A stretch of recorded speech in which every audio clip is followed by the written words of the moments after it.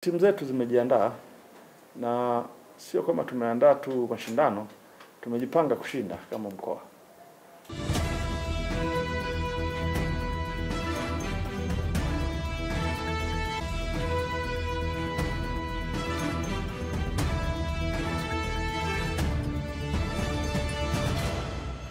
Wageni wote wanaoendelea kuwasili mkoani kwetu kutoka mikoa yote Tanzania bara, nipende kuhakikishia kwamba Iringa ni salama na itaendelea kuwa salama kwa muda wote wa mashindano na kwa washiriki wote watakaokuwepo hapa mkoani kwetu.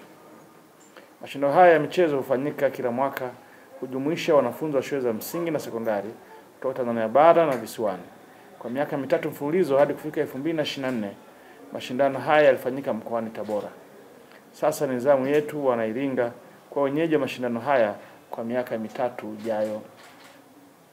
Ndugu waandishi wa habari, mashindano ya UMITA-SHUMTA na UMISETA yataanza rasmi tarehe 8 mwezi wa 6 mpaka tarehe 30 mwezi wa 6. Mashindano haya yatajumuisha takribani washiriki 10,000 kutoka Tanzania bara na visiwani, wakiwemo wanafunzi, wachezaji wa shule za msingi, wanafunzi wachezaji wa shule za sekondari, walimu wa michezo, maafisa sekta ya michezo na viongozi kutoka kwenye wizara yenye dhamana ya michezo hapa nchini. Mashindano ya UMITA-SHUMTA yataanza tarehe 8 mwezi wa 6 hadi tarehe 17 mwezi wa 6 na yanatarajiwa kufunguliwa rasmi na Mheshimiwa Kassim Majaliwa, mbunge wa waziri mkuu wa Jamhuri ya Muungano wa Tanzania, tarehe 9 katika viwanja vya Kichangani. Wakati wa mashindano haya, michezo itakayoshindaniwa ni pamoja na soka, wavulana na wasichana, mpira wa kikapu, mpira wa kengele, mpira wa wavu, mpira wa netball. Fani za ndani ambazo zitashirikisha ngoma, kwaya na muziki ya kizazi kipya. Aidha, mashindano haya yatafanyika katika vifuatavyo: shule ya sekondari wasichana Iringa, shule ya sekondari Lugalo na viwanja vya chuo kikuu cha walimu Kreru. Ndugu waandishi wa habari, napenda kualika wananchi wa mkoa wa Iringa kushiriki kwa kwenda kushuhudia mashindano ya michezo mbalimbali.